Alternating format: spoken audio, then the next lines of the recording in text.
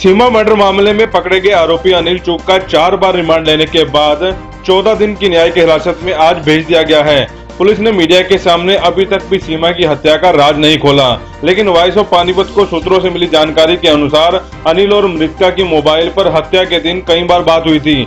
मामला पैसों के लेन देन का है, लेकिन पैसे किसने लेने थे और किसने देने थे, ये सब कुछ पुलिस चार्जशीट में बताएगी। लगभग मर्डर की गुत्थी पुलिस ने सुलझा ली है। हत्या करने की वजह भी पुलिस के पास है। पुलिस सूत्र यहां तक बता रहे हैं कि हत्या के बाद सेक्टर 13-17 में एक कोठी में अनिल की अपने जानकारों के साथ मीटिंग हुई थी। उस समय भी अनिल काफी सहमा हुआ था। उसके बाद अनिल चुग गायब हो गया।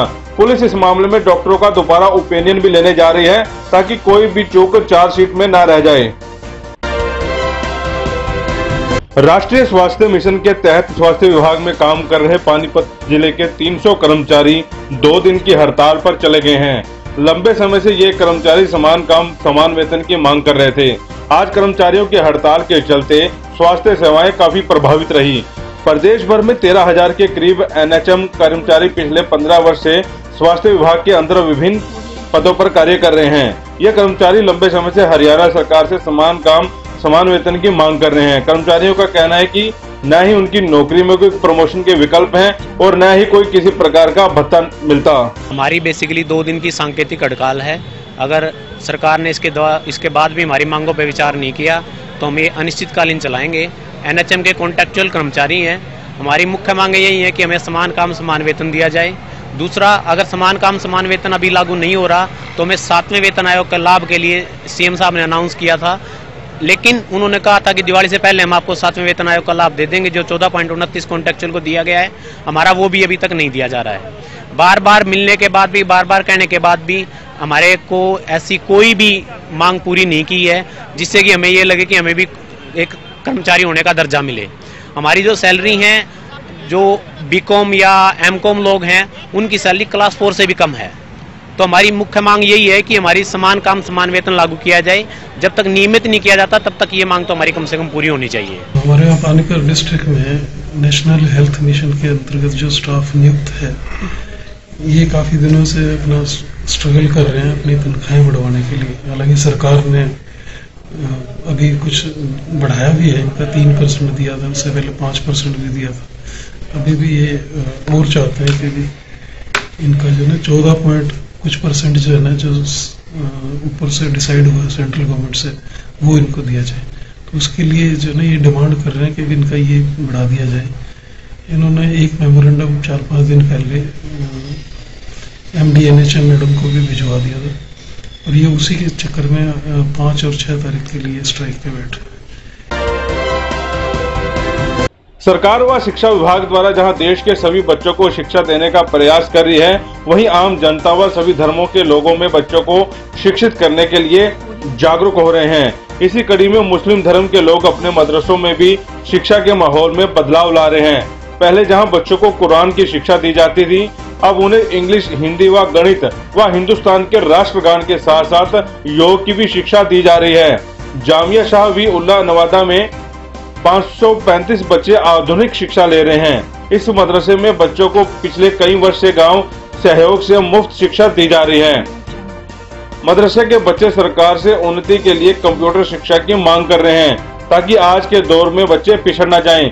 पूरे पानीपत जिले के सभी मदरसों में यह आधुनिक शिक्षा दी जा रही है और लगभग कई हजारों लड़के लड़कियां शिक्षा ग्रहण कर रहे हैं। इसके बावजूद नवादा के मदरसे में आज तक कोई सरकारी सहायता उपलब्ध नहीं करवाई गई। मैं तो इंग्लिश हिंदी पढ़कर कुछ तरक्की करूंगी और आगे पढ़कर डॉक्टर बनूंगी। हम हिंदी, इंग्लिश और सामाजिक सभी सब्जेक्ट पढ़ रहे हैं और हमारी सरकार से डिमांड है कि हमें कंप्यूटर की शिक्षा भी प्राप्त करनी है। इससे हम दुनिया में तरक्की कर सकते हैं। ये मदरसा हमने कायम किया था 1993 में। उसके बाद में हमने सारी शिक्षा इसमें रखी है, जैसे उर्दू है, हिंदी है, मैथ है। हरियाणा बोर्ड का पूरा कोर्स हमने यहाँ शुरू किया और उस वक्त से अब तक हमारे स्कूल के बच्चे, इस मदरसे के जो बच्चे, जैसे अपनी यूनिवर्सिटी खानपुर है उसमें गए हैं, और जामिया मिल्ले में भी कुछ बच्चों का दाखिला हुआ है। यहाँ एक मोर माजरा है, उसमें भी हमारी बच्चियाँ गई हुई हैं। दूसरे और कॉलेजों में भी बच्चे यहाँ से पढ़ करके कामयाब हुए, बल्कि एक बच्ची ने PhD भी किया है कानपुर से, इसी मदरसे की वो पढ़ने वाली। गांव से ही, गांव जुड़ा हुआ है स्कूल से, और गांव के ही बच्चे हैं, बाहर के बच्चे तो वैसे हैं नहीं, इलाके के जैसे पत्थरगढ़ के भी कुछ बच्चे हैं। फसल पे कुछ कर लेते हैं, जैसे गल्ला होता है तो उसमें से कर लेते हैं, और कुछ ईद बकरा पे जैसे ईद होती है उसमें गांव के लोग रहते हैं। दूसरा कुछ खर्च अगर रह जावे तो फिर गांव से कह देते हैं कि भाई इसको इतना पैसा और चाहिए, तो वो इकट्ठा करके 1-1, 2-2 रुपये, 10-10, 20-20 रुपये इस तरीके से चल रहा है अभी। तो इसके लिए आपने कभी सरकार से मांग नहीं की? हाँ, सरकार से तो बराह रास्त तो गए नहीं, लेकिन ये है जैसे कोई सरकारी आदमी हो तो उसके सामने बात रखते हैं। बोर्ड में रखी है, बोर्ड में तो हमने दरखास्त भी दी है, तो कुछ हुआ नहीं आज तक। ये हम तो ये चाहते हैं कि बोर्ड कुछ दे दे, जैसे ग्रांट मदरसों में देता है। हम ये चाहते हैं कि भाई हमें मान्यता हो जाए इस स्कूल की, तो बच्चों को कहीं दूसरी जगह जाने में वो होती है। अब एफिडेविट बनवाते हैं और फिर भी कुछ कहते हैं भाई तो रिकॉर्ड में नहीं है तुम्हारा मदरसा, हम इसको कैसे वो करेंगे। तो उसके लिए भी पेपरों का भी पहले शुरू में तो छूट थी थोड़ी सी कि भाई चलो हम करा लें, तो रोल नंबर भी आ जाते थे बोर्ड से ही। अब वो बिल्कुल सारा सिस्टम खत्म कर दिए। बच्चे परेशान होकर आते हैं, जैसे यूपी में कुछ बच्चे चले जाते हैं तो उनका वहाँ एडमिशन नहीं होता, वो तो लेते ही नहीं। यहाँ हरियाणा में तो कोशिश कर लेते हैं। सभी मोर माजरे में एडमिशन कराए थे कुछ बच्चों के, तो उन्होंने भी कहते भाई तो रिकॉर्ड में तो है नहीं आपका, हम कहाँ से करें। योग तन और मन को स्वस्थ रखने का अनूठा साधन है। योग क्रियाएं जहां एक और योग साधक को शारीरिक रूप से स्वस्थ बनाती है, वहीं दूसरी ओर आवामिक रूप से भी उन्नत करती है। 2 दिसंबर को LCRT पब्लिक स्कूल पानीपत में राष्ट्रीय कल्याण योगा प्रतियोगिता में आर्य गर्ल्स पब्लिक स्कूल की योगा छात्राओं ने सुंदर, अद्वितीय व अविश्वसनीय योग मुद्राओं के द्वारा सभी को आश्चर्यचकित कर दिया। इस योग प्रतियोगिता में पूरे भारत से लगभग 500 प्रतियोगिता ने अपने कौशल का प्रदर्शन किया। इस प्रतियोगिता की एकल स्पर्धाओं में तीनों स्थान आर्य गर्ल्स पब्लिक स्कूल की आशिका, वंशिका, नेहा तथा आशु के नाम रहे। टीम ने तीसरा स्थान प्राप्त करके विद्यालय का नाम रोशन किया। विद्यालय की प्रबंधक समिति से वीरेंद्र सिंगला, मैनेजर सचिन सिंगला ने छात्रों को इस उपलब्धि पर अत्यंत खुशी दिखाते हुए भविष्य में ऐसे ही अच्छा प्रदर्शन दिखाने के लिए शुभकामनाएं दी। विद्यालय की प्रधानाचार्य मीनाक्षी अरोड़ा ने योग प्रतिभागियों को विद्यालय पहुंचने का स्वागत किया।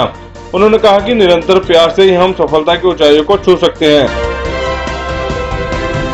भारत सरकार सूक्ष्म, लघु एवं मध्यम उद्यम मंत्रालय के अंतर्गत MSME विकास संस्थान करनाल द्वारा Indian oil corporation Panipat refinery के सहयोग से 8 और 9 दिसंबर को सुबह 10 बजे से 6 बजे तक community centre residential complex Indian oil corporation limited refinery petrochemical complex Panipat में 2 दिवसीय राष्ट्रीय स्तर का वेंडर विकास कार्यक्रम एवं औद्योगिक प्रदर्शनी का आयोजन किया जा रहा है।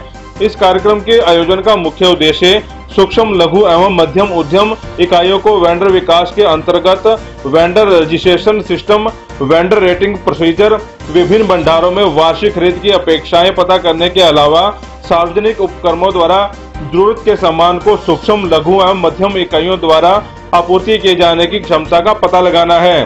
संस्थान के निदेशक मेजर सिंह ने हरियाणा की सभी सूक्ष्म, लघु एवं मध्यम उद्यम इकाइयों से अपील की है कि वे अपने बिजनेस का विकास करने एवं भारत सरकार की MSME के लिए राष्ट्रीय निर्माण योजना के अंतर्गत चलाई जा रही प्रोत्साहन योजनाओं एवं सरकार द्वारा MSME सेक्टर के लिए दी जाने वाली सुविधाओं एवं अनुदान राशि के बारे में विस्तृत जानकारी लेने एवं अपने व्यापार के विकास हेतु इस औद्योगिक प्रदर्शनी में अपनी भागीदारी सुनिश्चित करें। मेजर सेक्टर 25 में उद्योगपति हरचरण सिंह धम्म के ऑफिस में पत्रकार वार्ता कर रहे थे। इस अवसर पर काफी संख्या में उद्योगपतियों ने भाग लिया। हम एक national level vendor development programme cum industrial exhibition जो हम पानीपत रिफाइनरी के कम्प्लेक्स में कर रहे हैं। हर एक CPS जो सेंट्रल गवर्नमेंट की जो PSU है, जो गवर्नमेंट के डिपार्टमेंट है, उसको अंडर पब्लिक प्रोक्योरमेंट पॉलिसी 2012 उनको हर एक CPSU को अपना टोटल प्रोक्योरमेंट का 20% माइक्रो स्मॉल यूनिट से लेना है। तो उसी को आगे हम प्रचार प्रसार के लिए, जब बढ़ावा देने के लिए हम ये एग्जीबिशन कर रहे हैं, जिसमें हम गवर्नमेंट के डिपार्टमेंट को और PSU को एज ए बायर बुला रहे हैं और जो माइक्रो स्मॉल यूनिट है उनको एज ए सेलर बना लें।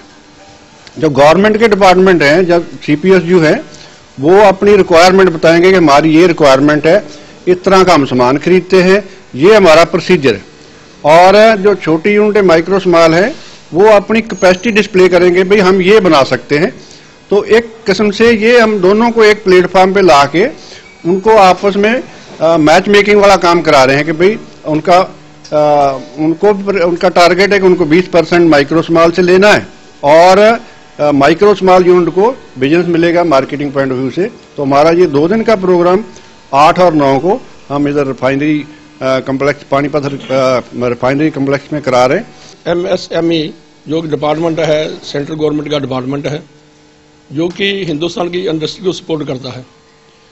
और जो भी कोई गवर्नमेंट की नई पॉलिसी बनती है वो MSME में पहले आती है।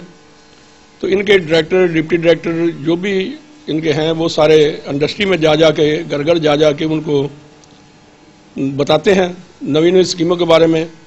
तो आज भी ये जो मीटिंग हुई है कि ये डिपार्टमेंट की तरफ से एक जो नेशनल लेवल की एक एग्जीबिशन लगाई जा रही है, रिफाइनरी टाउनशिप में लगाई जा रही है।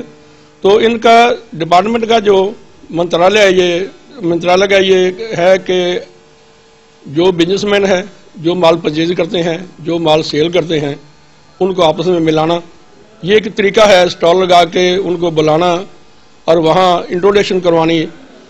दूसरा नंबर सबसे बड़ी बात है कि हमारी जो हिंदुस्तान गवर्नमेंट है, इन्होंने एक तय कर दिया है कि पहले जो भी इंडस्ट्री, ये बड़ी कंपनियां थी, माल खरीदती थी, वो अपनी मर्जी से खरीदती थी, कहीं से भी खरीद लेती थी। अब गवर्नमेंट ने छोटे उद्योगों को बढ़ावा देने के लिए एक स्कीम तैयार की है कि जो भी ये बड़ी कंपनियां, मल्टीनेशनल कंपनियां, जो हैवी इंडस्ट्री है, वो जो माल खरीदती है वो 80% तो अपनी मर्जी से कहीं से भी खरीद ले। 20% जो उनकी परचेज है वो स्मॉल स्केल इंडस्ट्री या माइक्रो इंडस्ट्री जो उनको खरीदना एक जरूरी कर दिया है। उसमें यह है कि छोटे उद्योग को काम मिलेगा, हाँ बशर्ते है कि ये कि उनकी क्वालिटी अच्छी हो, कि जो इंडस्ट्री और जो परचेजर हैं उनको आपस में मिलाना, उनका मिलाने का ढंग ये जो एग्जीबिशन लगा रहे हैं ये आमने सामने होते हैं। तो जिसकी जो रिक्वायरमेंट होती है वो माल ले सकता है, बेच सकता है।